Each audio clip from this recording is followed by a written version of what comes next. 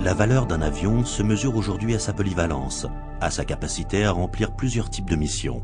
Bombardement, surveillance du ciel, interception, reconnaissance. Pour le Rafale, Dassault a inventé un mot qui résume cette capacité, omnirôle. Le Rafale est beau, il vole bien, il sait tout faire. L'armée de l'air et l'aéronavale savourent l'instant. Les voilà équipés de l'un des avions de combat les plus modernes au monde, peut-être même, en cette fin 2008, le plus abouti de tous. Une version terrestre, une version embarquée sur porte-avions. Une réussite technique, mais aussi une aventure industrielle et politique.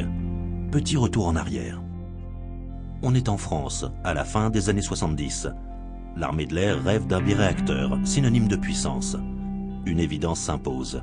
La France ne peut plus payer seule le développement d'un tel avion de combat.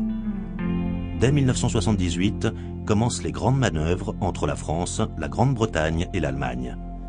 Près de 10 ans de négociations pour finalement aboutir à un constat de divergence. Le Rafale sera un avion franco-français. Mais l'avion est brillant, son développement couronné de succès et son coût moins élevé que la solution de coopération européenne. Le 18 mai 2001, la flottille 12F de l'aéronavale est officiellement reformée sur Rafale Marine. 4 mois plus tard, les tours du World Trade Center s'effondrent. Les États-Unis sont en guerre contre le terrorisme et avec eux, la France. Le groupe aéronaval participe à la partie française des opérations sur l'Afghanistan. C'est l'opération Héraclès.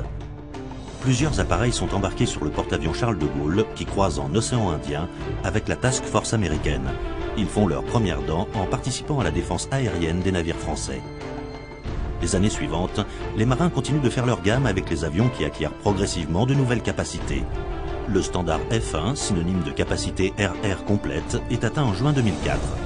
4 ans plus tard, la flottille 12F est rééquipée avec des avions au standard F2, capables aussi bien de missions RR que air-sol. Entre-temps, l'armée de l'air a commencé à recevoir ses propres Rafale F2 au sein de l'escadron 1-7 Provence basé à Saint-Dizier. Le baptême du feu n'est plus très loin pour un Rafale à présent mature. Et justement, depuis le 11 septembre 2001, l'Afghanistan est devenu le très inattendu centre du monde. Sous la houlette de l'OTAN, une vingtaine de pays y ont déployé des forces militaires.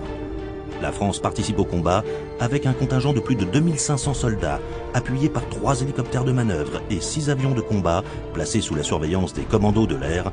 Les avions sont aujourd'hui basés à Kandahar, dans le sud de l'Afghanistan, au plus près des forces de l'OTAN qu'il leur faut appuyer. L'immense base occidentale est posée au cœur du pays taliban. Dès leur décollage, les avions sont pratiquement en zone de combat. La menace est diffuse, mais toujours présente.